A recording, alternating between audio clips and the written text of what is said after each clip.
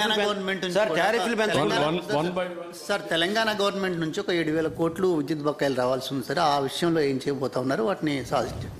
నిన్న కూడా ఈ ఇష్యూ ఫ్లాగ్ చేశాం. సరే కొన్ని వాళ్ళు కూడా ఎందుకంటే కమిటీ కూడా వేసాం, క్యాబినెట్ సబ్ అఫీషియల్ కమిటీ ఒకటి, మినిస్టర్స్ కమిటీ కూడా ఒకటి వేసాం. They will discuss all this issues. Sir ఇప్పుడు టారిఫ్స్ పెంచకుండా నాణ్యమైన విద్యుత్ అందజేస్తూ ఉంటున్నారు, అట్లాగే లాసెస్ చెప్పాలి కదా. ఇప్పుడు చెప్పాను నేను, నువ్వు చెప్తున్నావు నాకు, నేను ఉండే వాస్తవ పరిస్థితి కాదు సార్. ఇప్పుడు లాస్ట్ టైం ఏమైందంటే లాస్ట్ 5 yearsలో ఈ ట్రూ అప్ ఛార్జెస్ అలాగే సర్ఛార్జెస్ అని చెప్పి 300 రూపాయలు బిల్లు వస్తే 700 అంటే 400 కలిపి 700 రూపాయలు బిల్లు కట్టించుకున్నారండి. టీడీపీ కూడా ఆందోళన చేసింది దాని మీద. ఇప్పుడు రాబోయే కాలంలో అంటే టారిఫ్లు పెంచుతాం కానీ లేకపోతే కనుక ఇటువంటి ఛార్జెస్ ఏమన్నా కస్టమర్ మీద ఏమైనా ఇంపోజ్ చేసే అవకాశం ఉంటుందండి. అంటే నేను ఏమంటానంటే, నేను వాస్తవాలు 1,29,503 కోట్ల రూపాయలు బకాయిలు ఉన్నాయి. దీన్ని సర్వైవ్ చేయాలి. ఇప్పటికీ రావాల్సిన బకాయిలు కూడా కొన్న డిపార్ట్మెంట్కి అవి కూడా చెప్పాను, 50,000 కోట్లు ఉన్నాయి. ఇవన్నీ కూడా ఏ విధంగా చేయాలనో అందులో మెజారిటీ గవర్నమెంట్ ఇవ్వాలి, లేకపోతే ఇంకొక 17,000 కోట్లు కూడా మళ్ళీ ఈ ఎలక్ట్రిసిటీ డ్యూటీ అవన్నీ ఇచ్చారు. ఇవన్నీ ఉన్నాయి, అన్నీ కూడా ఎగ్జామిన్ చేస్తాం. చేసిన తర్వాత ఒక కాల్ తీసుకొని ఏ విధంగా ప్రజలకు మేలు చేయగలుగుతాం. సిచ్యువేషన్ ఇది. నేను అన్ని డిపార్ట్మెంట్లు ఈ పరిస్థితి, రోడ్లు లేవు, భయంకరంగా ఉన్నాయి. డిపార్ట్మెంట్లు అన్నీ డిమార్ట్. ఇప్పుడు మీరు చూశారు, నేను ఇక్కడికి వస్తే కనీసం పాయింటర్ కూడా ఇవ్వలేకపోయారు. నాకు కూడా మూడు పోయింది 10 నిమిషాలు. ఇంకా కోపం వస్తే దానికంటే బియాండ్ నేను వెళ్ళలేను. నేను నిబ్బరం చేసుకోవాలా, నిబ్బరం చేసుకున్నా. వాళ్ళ డ్యూటీ ఏంటి? పాయింటర్ పెట్టుకోవాలి కదా, పవర్ పాయింట్ ప్రజెంటేషన్ ఒకసారి చెక్ చేసుకోవాలి కదా. ఇవన్నీ చాలా సమస్యలు ఉన్నాయి. అంటే ఇంకా ఎక్కువ మాట్లాడితే మీరేమంటారు, ఇది పోయి అది వస్తుంది రేపు highlight. This is where I am today.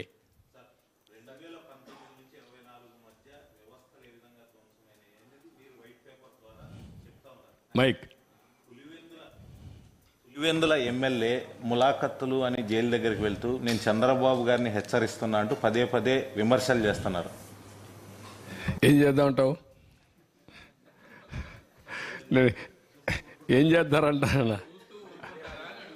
అదే నేను చెప్పేది కాదు, ఇట్లే మాట్లాడుతూ ఉంటారు. ఇప్పుడు ఇంకోటి గుర్తుపెట్టుకోవాలి, రాజకీయ ముసుగులో కరుడుగట్టిన నేరస్తులు వచ్చి రాష్ట్రాన్ని లూటీ చేసి, ఆ లూటీ చేసిన డబ్బులతో ఎక్కడికక్కడ బ్రైవింగ్ ఇచ్చేసి వ్యవస్థలకే ఒక ఛాలెంజ్గా తయారైపోయారు. అదొక సమస్య ఉంది నాకు ఇక్కడ. మీరు గుర్తుపెట్టుకోవాలి, వ్యవస్థలో 5 ఏళ్ళు సంపాదించిన డబ్బులు ఉంది. ఏ వ్యవస్థనైనా కొనే శక్తి ఉంది. ఆ వ్యవస్థను కొనే పరిస్థితికి వస్తారు. అందుకే మార్నింగ్ కూడా బ్యాంకర్స్ అని చెప్పాను, 200-500 రూపాయలు రద్దు చేయండి, క్యాష్లెస్ విలేజెస్ ఉండేట్టుగా, ఎక్కడ చూసినా డిజిటల్ కరెన్సీ ప్రమోట్ చేయండి మీరు అని చెప్పాం. అవన్నీ ఏంటి మనం చెప్పేట్టు లాంగ్ టర్మ్లో ఒక వాల్యూ బేస్డ్ ఇవన్నీ. కానీ ఇప్పుడు ఎట్లా ఫేస్ చేయాలి? ఇవన్నీ ఉంటాయి.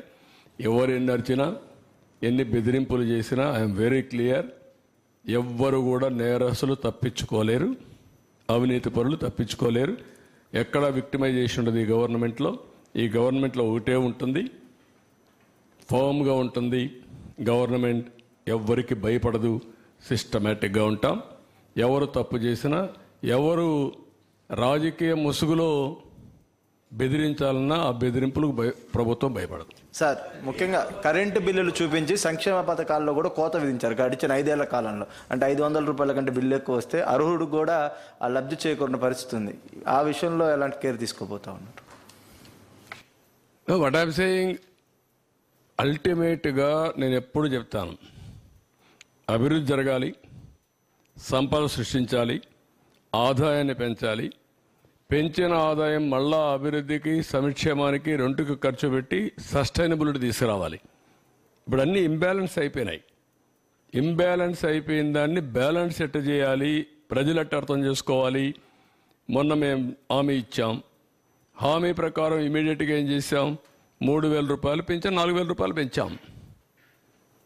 3,000 రూపాయల నుంచి దివ్యాంగులకు 6,000 పెంచాం. కొంతమంది ఇంట్లో నుంచి లేని వాళ్ళకి 15,000 పెంచాం. బెడ్ నుంచి రాలేని వాళ్ళకి 15,000 పెంచాం. అది మానవతా దృక్పథం చేయాలి. నిర్ణయం చేసాం, మళ్ళీ ఉచిత ఇసుక చెప్పాం, ఉచిత ఇసుక ఇస్తాను ఇచ్చాం. ఇప్పుడు దాన్ని కూడా కొంతమంది విమర్శిస్తున్నారు. అంటే ఎట్లా మాట్లాడుతున్నారంటే ఉచిత ఇసుక అంటే మేము ఇసుక ఇంట్లో ఇస్తామని చెప్పామని మాట్లాడతారు. లేకుంటే నేనే మళ్ళీ ఇల్లు కూడా కట్టిస్తాను, లేకుంటే వాళ్ళ ఇంట్లో కూడా పొలాన్ని నేను పని చేస్తాను అని చెప్తారు. ఏం చెప్పమంటారు వాళ్ళని? ఇది రాజకీయం. ఆ రాజకీయాలన్నప్పుడు వాళ్ళకి వాళ్ళు చెప్పేది తప్పని చెప్పాలి. దీనికంటే ట్రాన్స్పరెంట్ పాలసీ ఏమందంటే జిల్లాలకు అప్పచెప్పాం, స్టాక్స్ అన్ని వాళ్ళకే ఇచ్చేసాం, అక్కడ ఇసుక తీయమన్నాం. ఏ నదిలో అయినా ఏ కాలువలో అయినా ఇసుకుంటే వాళ్ళ ట్రాక్టర్ ఉంటే ట్రాక్టర్కి, ఎడ్ల బండి ఉంటే ఎడ్ల బండికి నెత్తి మీద పెట్టుకోగలిగితే నెత్తి మీద పెట్టుకో తీసుకోమంటున్నాం. What more you want? మీరు పోయి ఎత్తపోండి, ఈయన కూడా బొమ్మనండి. వాళ్ళ ఊరికి పోయి ఒక ఎడ్ల బండి కట్టుకొని తీసుకుపోమని ఇంటికి ఎవడొద్దన్నాడు? ఎవరు అడ్డపడతారు? అలాంటి బుద్ధి జ్ఞానం లేకుండా చేసే వాళ్ళని ఏమనాలి? వాళ్ళని మనుషులు అనాలి? ఉంటే వింత పశువులు కూడా ఉండవు, మారిగా ఉంటాయి. ఇవన్నీ ఉంటాయి ఛాలెంజెస్. సార్, 1,29,000 కోట్ల అప్పు ఉంటే రావాల్సిన 52,000 కోట్ల వరకు ఉన్నాయన్నారు కదా, అట్లాంటి వాటిని రికవరీ చేయడానికి ఏమన్నా చేయాలి? అది కూడా గవర్నమెంటే ఇవ్వాలి. మళ్ళా ఎక్కడ నుంచి కాదు, దానికి కూడా గవర్నమెంట్ లింక్. మళ్ళీ ఎక్కడికి వచ్చింది లింక్? గవర్నమెంట్కే వచ్చింది. అది కూడా ఇవ్వకుండా చేసేసాడు. మళ్ళా వాళ్ళ దగ్గర ఉండే డబ్బులు, వాళ్ళ సేవింగ్స్, వాళ్ళ ప్రావిడెంట్ ఫండ్ కూడా డైవర్ట్ చేసేసుకున్నాడు బ్రూవరీస్ కార్పొరేషన్కి. What do you say? మీరు ఎవరు అతన్ని చీకొట్టడం లేదు. నువ్వెట్ట చేస్తావు, నేను చేస్తా, చేయకుండా ఎందుకంటే నాకు బాధ్యత అది. I will do it. Sir, Telangana నుంచి రావాల్సిన 7,000 కోట్లు బ్యాలెన్స్ ఎలాగో ఉంది, దాన్ని ఏమైనా మొన్న చర్చకు వచ్చిందా సార్? వీటి విషయాల్లో పెట్టాం కదా కమిటీ. నువ్వు కూడా మెంబర్గా ఉంటావు కమిటీలో? కాదు,